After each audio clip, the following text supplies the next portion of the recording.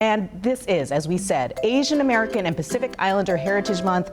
And this morning we are joined by Jennifer Rizzo-Choi, the Executive Director of the International Institute of Buffalo. And she may look a little familiar to some of our Channel 7 viewers because you may remember that Jennifer actually worked here at Channel 7 as a reporter. Jennifer, thank you so much for being here this morning. Thanks for having me back. It feels like coming home a bit. Yes. Well, you know, you're welcome anytime. Thank you. That's the way home works. So, Jennifer, you're here to talk about something so important to us. You know, being that we here on AM Buffalo love to celebrate all the cultural heritage months because it's very important. These days, we're talking a lot about diversity and acceptance, and the International Institute of Buffalo understands that perhaps better than most groups here in our local area. So speak to that if you could. What is the mission, for folks who aren't familiar, of the International Institute of Buffalo? Well, we have a great mission. It is making Western New York a better place because of and for refugees and immigrants. And so we've been welcoming and integrating groups of people for over 100 years now. We were founded in 1918. And so pretty much every immigrant group that's ever come through Western New York has come through our doors because we've offered ESL classes, caseworker support, going all the way back to like the Italians, the Germans, the Poles, and now today the Burmese, the Syrians, the Afghans, they all come through our doors and receive services. And that's the message I think that we can't speak enough about, is that Western New York, like most of our country, is a melting pot of immigrants, built by the hands of immigrants.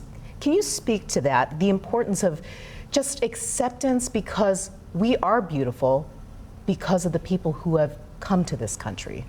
Absolutely. This is about belonging, and we want to welcome people here. And as we just said, all the different immigration histories of everybody coming here, my family's represented in that, your family's represented in that. It's important to welcome people and embrace them and support them. The way to do that is through welcoming in the beginning with case services, but down the line it's about recognizing their heritage and all the things they bring to our community. Immigrants are business owners, they are scientists at Roswell, they are the doctors that care for your children, they're the teachers that are teaching your children. They're in our community these days, and we have such a rich tapestry here of food and celebrations and activities, and that makes us such a great, welcoming, embracing community. One thing we should also be very proud of here in Western New York is that we accept refugees on a regular basis.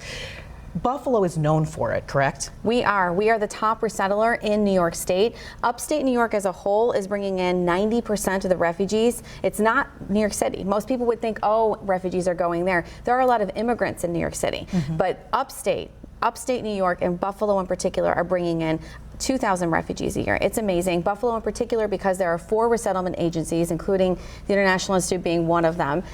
You know, we have at least 500 clients a year. I'd say collectively between the two, we're bringing in about 1,000 to 1,500 a year. Those are all people that are beginning new lives in our community. Tell me about your background, because I do find this is fascinating, because you did work here at Channel 7 at one time, but now you're the executive director of this amazing organization. What inspired you to do this kind of work? Well, I was a news reporter for a long time, and actually when I was working here at Channel 7, I was also going to law school. I had been a news reporter for a couple of different years, about 10 years, and I had worked in different cities, as you do in the news industry. And everything I saw, a lot of the stories that really drew me to be passionate about were about foreign countries, about people coming here, immigration stories. I mean, the best news reporting you can do is telling someone's story, right? And I got very connected to that. And so when I went into law school, I studied immigration law and international human rights law, and I wanted to work in this field. And so I've been very lucky to carve out a career doing legal services for this population, and moving on through management, and now I'm in this great job where I get to run an amazing local organization that's providing and giving back. You get to see new Americans every day. I mean, that is like an amazing gift, I would say, right? Being able to facilitate people being a part of our country, which we are also proud of. It must be an amazing feeling. It's cool. If you come to our building, it feels a little bit like a mini UN. There's always lots of languages being spoken in the lobby and kids running around.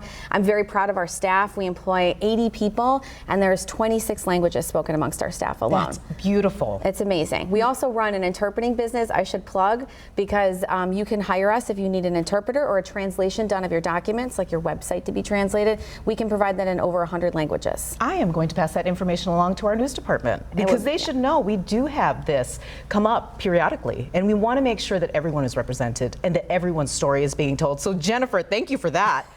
But we're going to ask Jennifer to stick around with us because after the break, there's an event coming up that you can participate in, and it's going to be, I keep saying this word, it's going to be beautiful. And it's just in time for Asian American Pacific Islander Heritage Month. So Jennifer, stay with us. You don't mind, do you? Absolutely. Happy to have you.